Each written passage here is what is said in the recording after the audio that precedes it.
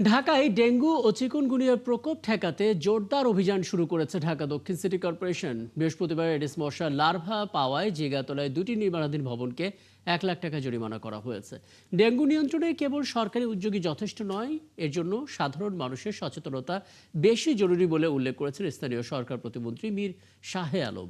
তিনি সিটি কর্পোরেশনের কর্মকর্তাদের পাশাপাশি নগরবাসীকেও নিজ নিজ আঙিনা পরিষ্কার রাখার আহ্বান জানান।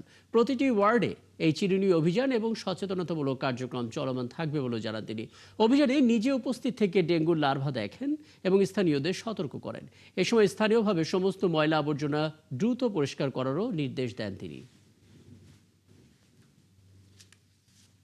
আজকে আমি যখন ট্রান্সপোর্ট নিয়ে গেলাম, আপনারা নিজেরা খেয়াল করেছেন যে ওখানে 4-5টি পাত্র থেকে আমরা শত শত লার্ভা পাওয়া গেল। তো ওখানে ম্যাজিস্ট্রেট ছিল আমার সাথে, ম্যাজিস্ট্রেট সাথে সাথে তাদের 50,000 টাকা জরিমানা, অনাদায়ে 2 মাসের জেল দিয়েছে।